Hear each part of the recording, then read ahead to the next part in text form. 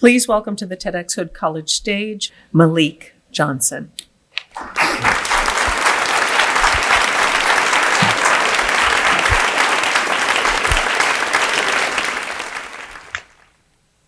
It's been a while since I've been here, and I am saying I'm happy to be back.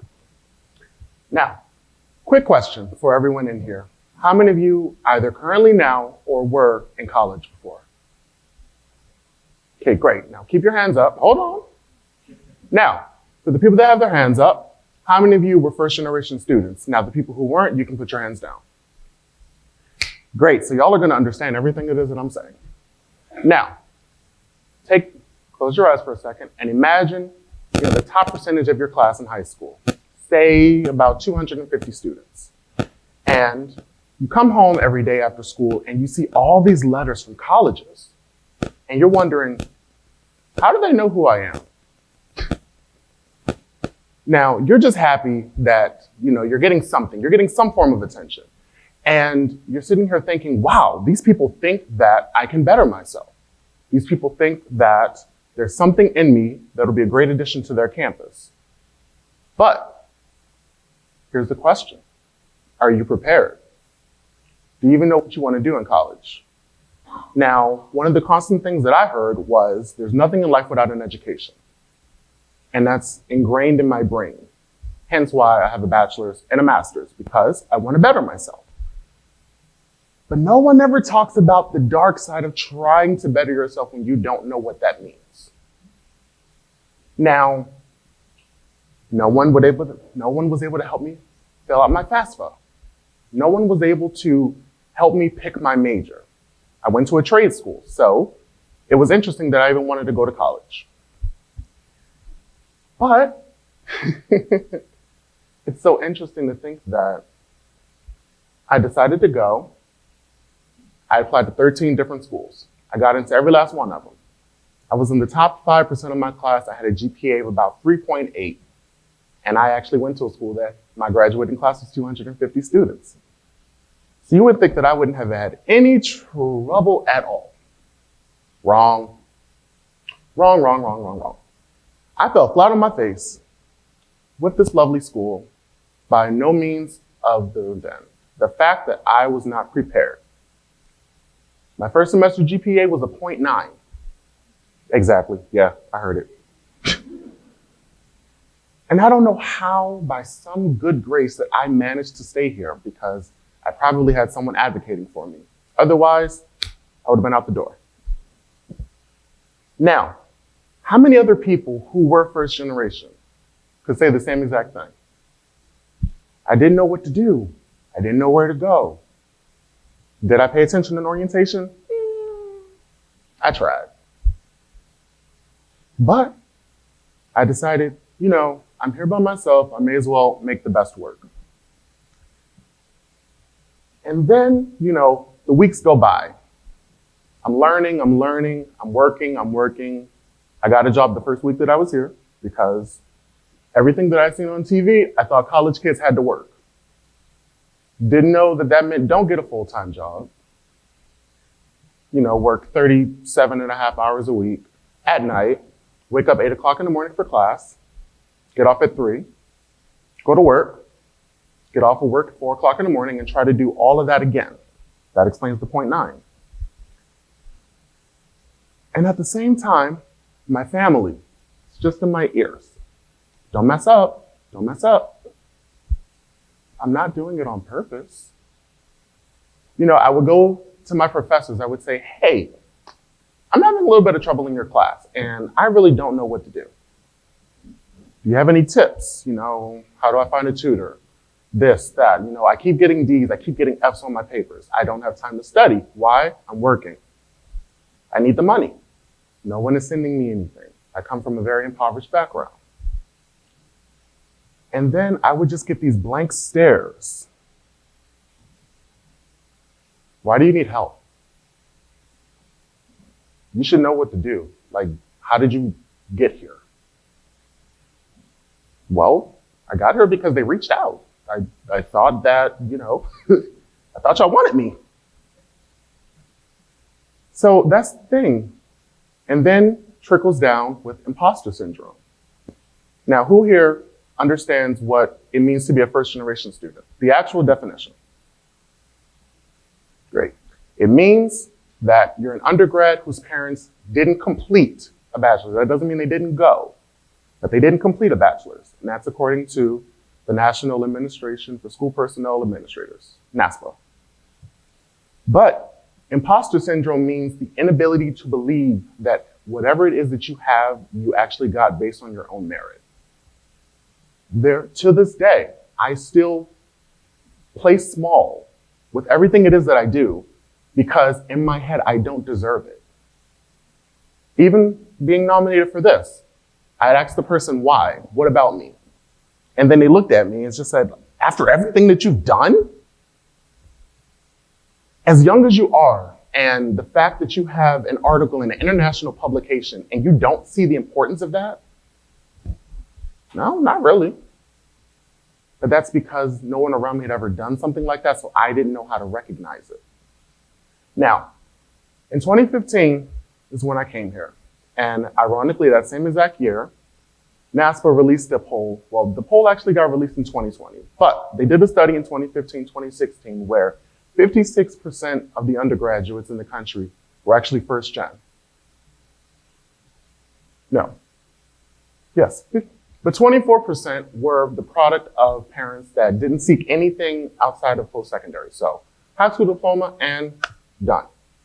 The weird thing is, I fit in both of those statistics because my mom went and got a certificate after college. After high school, she went and got a college certificate.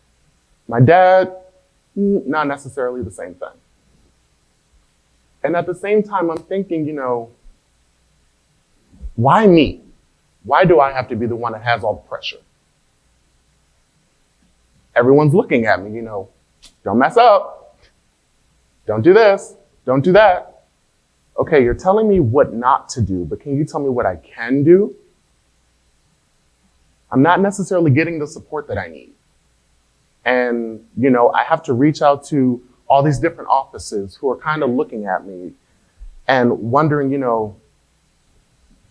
are you sure you're okay? Are you sure you can do this? And I'm like, yes. Like, just believe in me. Have some sort of faith. I promise I'll turn it around.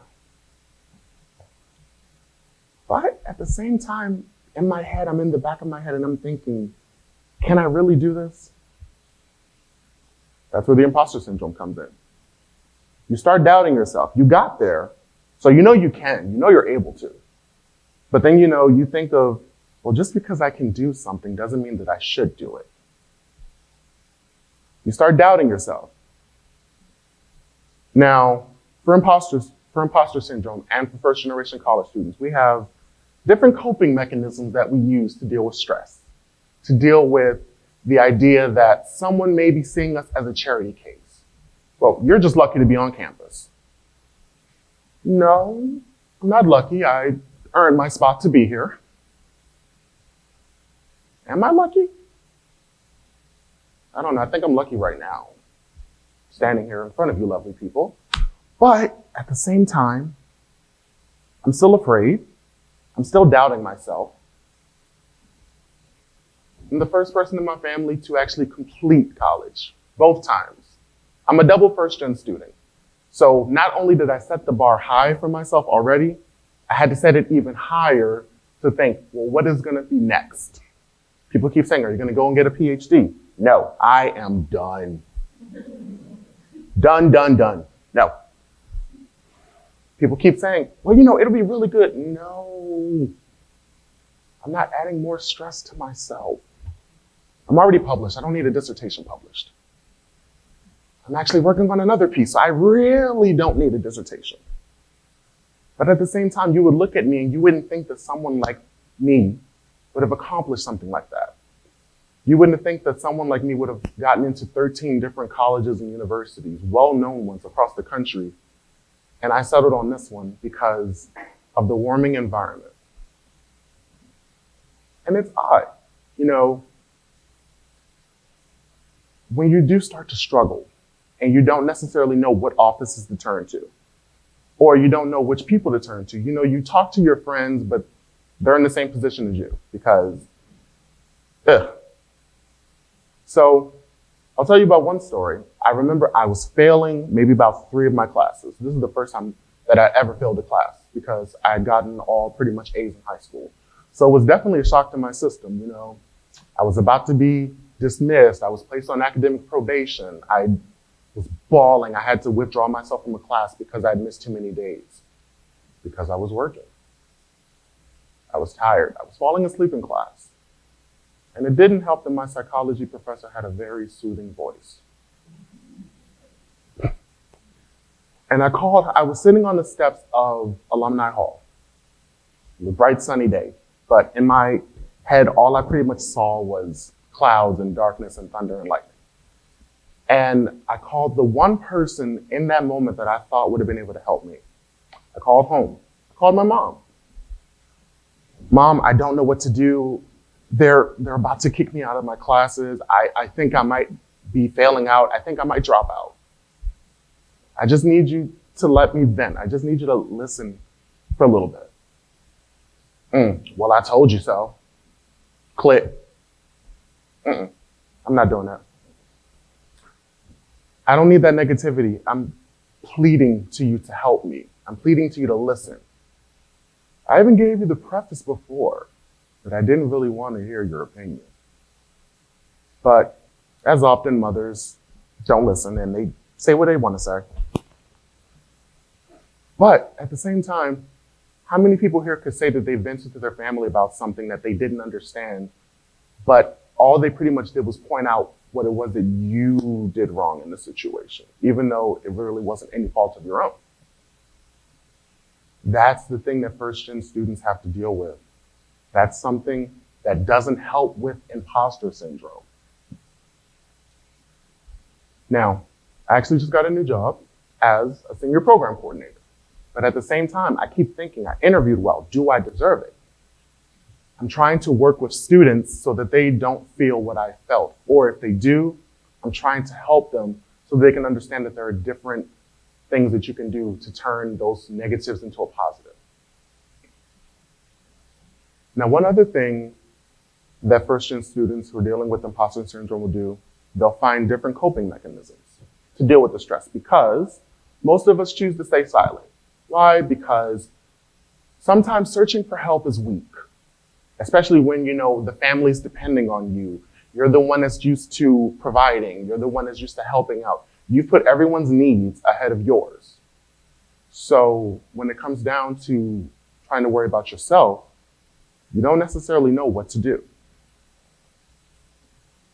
And then you turn to food, and then you turn to drugs, and then you turn to sex. And with all the apps out there, sex is so readily available.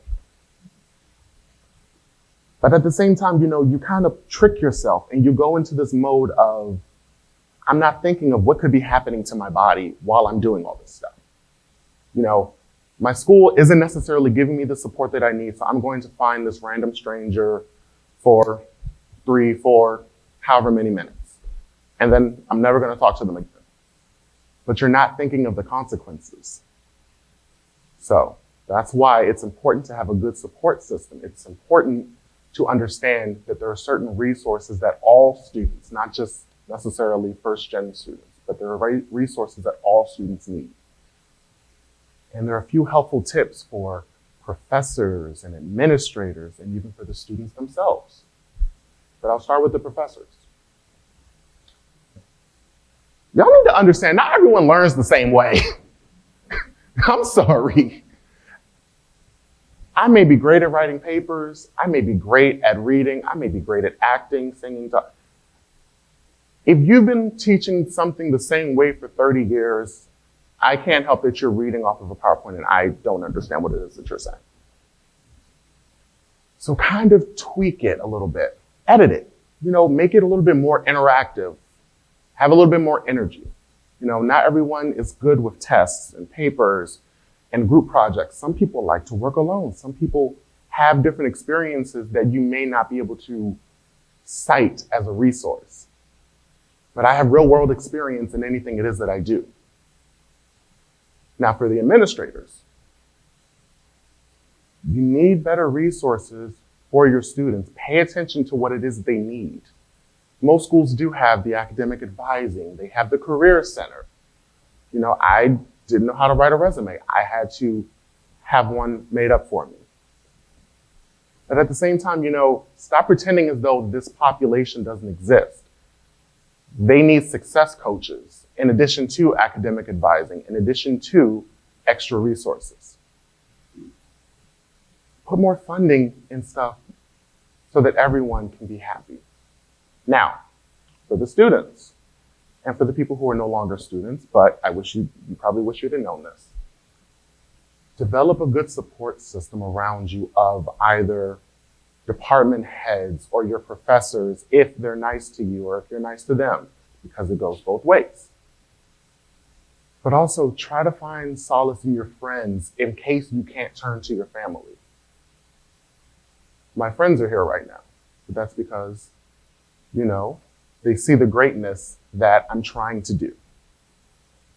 I'm not necessarily throwing them under the bus, but there's a different sense of priority when you can tell that someone's actually excited about something versus, oh, okay, that's nice. Cool. You hear the different inflections in people's voices. Sometimes keep stuff to yourself if you feel as though it won't be received well, or monitor who you're telling something to.